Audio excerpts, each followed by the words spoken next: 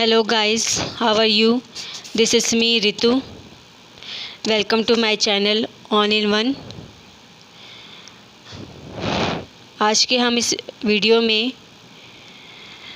आत्मा योजना के अंतर्गत सरकार द्वारा किसानों को जो हर साल कृषक पुरस्कार प्रदान किए जाते हैं, विकास खंड स्तरीय, जिला स्तरीय, राज्य स्तरीय, उसके बारे में हम चर्चा करेंगे। ये पुरस्कार क्यों दिए जाते हैं, इनका उद्देश्य क्या है, और एक हम मंत्र भी बताएंगे किसानों को, जिससे किसान थोड़ा सा मेहनत करके यह पुरस्कार बहुत आसानी से जीत सकता है। तो चलिए वीडियो की शुरुआत करते हैं। किसान भाइयों, जैसा कि आप सबको पता ही है कि हमारे भारत देश में कोई ना कोई व्यक्ति, हर व्यक्ति, कोई ना कोई नहीं, हर व्यक्ति किसी ना किसी रूप में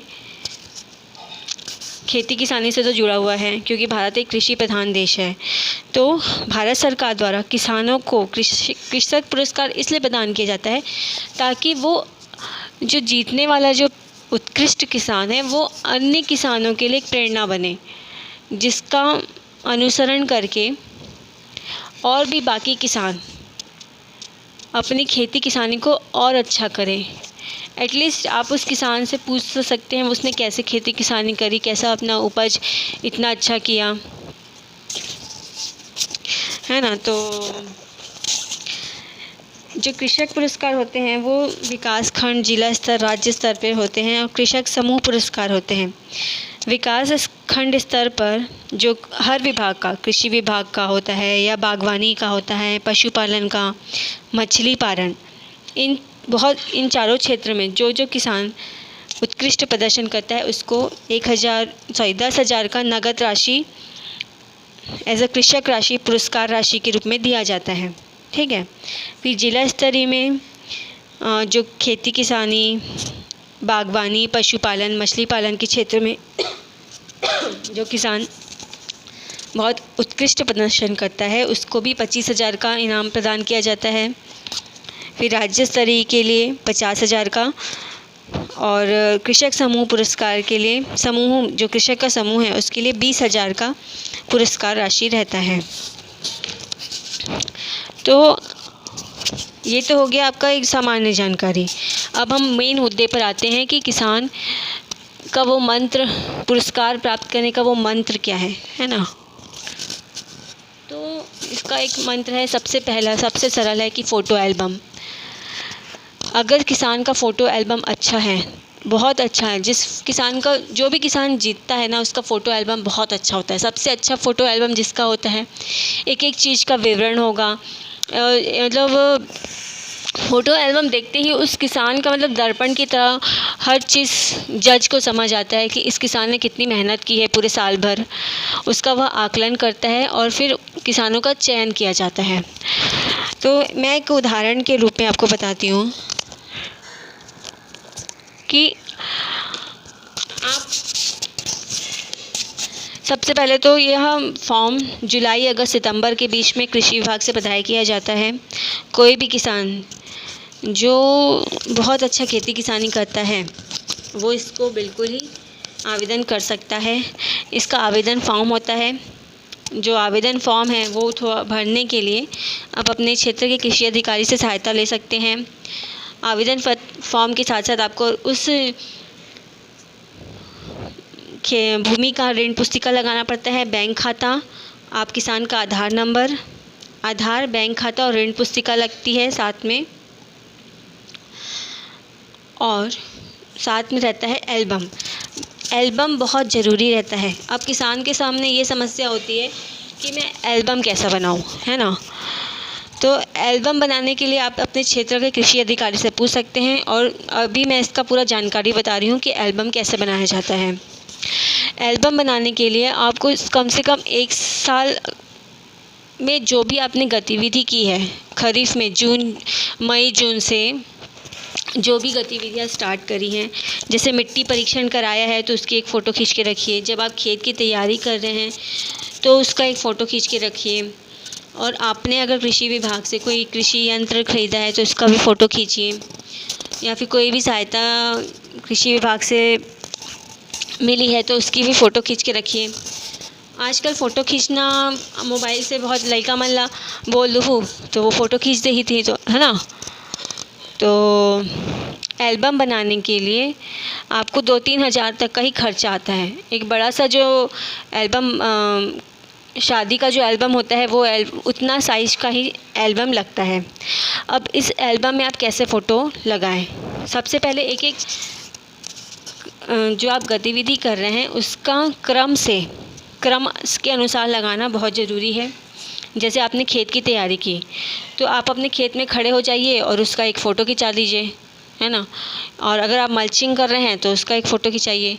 फिर जब आप धान लगा रहे हैं, छींचते हुए धान की बुआई कर रहे हैं तो एक फ़ोटो खींच दीजिए।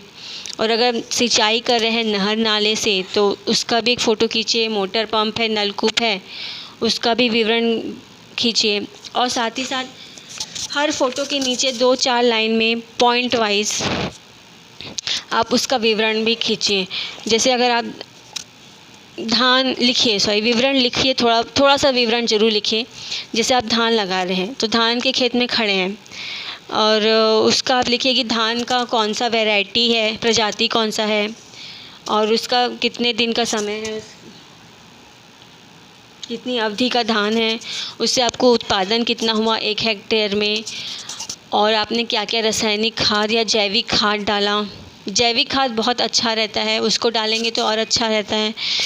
फिर आपके बाद आता है कि आपने कौन सा कीटनाशी डालते हुए भी एक ठो फ़ोटो खींचिए, खरपतवाशी डालते हुए भी फ़ोटो खींचिए। फिर आपका आ गया, अगर आप धान के साथ साथ कोई दलहन तिलहन लगा रहे हैं मेड़ में, उसका भी एक फ़ोटो खींचिए। अगर उसके साथ साथ आप अपने खेत में मछली पालन कर रहे हैं, मुर्गी पालन कर रहे हैं, बकरी पालन कर रहे हैं, उद्यानिकी फसल लगाए हैं, उसका भी एक फ़ोटो खींच के लगाइए एल्बम में। और साथ ही साथ उसका पूरा विवरण लिखिए कि कौन सी प्रजाति की मुर्गी है, कौन सी प्रजाति की मछली है, उसका कितना उत्पादन है, कितना रकबा है। मतलब एक चीज़ का आपको विवरण लिखना है, जिसके बारे में आप अपने क्षेत्र के कृषि अधिकारी से पूछिए, वो आपकी बिल्कुल बहुत अच्छे से सहायता करेंगे।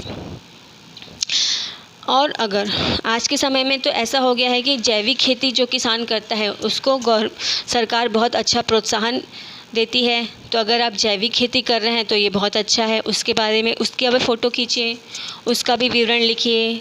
अगर आपके खेत में वर्मी टाका है, नाडेप है, अगर आप मशरूम किए हैं, जैविक कीटनाशी या फिर जैसे ब्रह्मास्त्र बना रहे हैं, ये छोटी छोटी जो चीज़ें हैं इनको आप ज़रूर अपनाइए। अगर आप इन छोटी छोटी चीज़ों को अपनाते हैं तो आपको ज़रूर सरकार आपको बिल्कुल पक्के से आपको कृषक पुरस्कार प्रदान करेगी। क्योंकि आजकल की सरकार यही किसानों को संदेश देती है कि आप रसायन का उपयोग ना करके जैविक का उपयोग करें। और इन सब का फ़ोटो लगाना आपको बहुत ज़रूरी है और साथ ही साथ आपको उनका विवरण भी लिखना है। और जो एल्बम है उसके प्रथम पृष्ठ में आपको हर पेज एक नंबर डाल के, पेज नंबर डाल के उसकी हर गतिविधियों को पेज नंबर के हिसाब से विवरण में भी लिखना बहुत ज़रूरी है। साथ ही साथ आप अंतिम में सरपंच को भी, उस गांव के सरपंच के साथ भी फ़ोटो खिंचाइए या जनप्रतिनिधि है उनके साथ भी फ़ोटो खिंचाइए, तो एक अच्छा प्रभाव पड़ता है। तो ये तो था मेरा। और अगर आप तो बहुत सक्रिय किसान हैं, जैसे कृषि विभाग के शैक्षणिक भ्रमण में जाते हैं या फिर उद्यानिकी विभाग के भ्रमण में गए हैं, तो ज़रूर उसका फ़ोटो भी लगाइए। तो आपका फ़ोटो एल्बम जितना अच्छा होगा आपको ज़रूर कृषक पुरस्कार मिलेगा। तो किसान भाइयों, ये मेरा एक छोटा सा प्रयास था आपके सहायता करने के लिए। तो अगर आपको ये वीडियो अच्छा लगा हो तो तब तक के लिए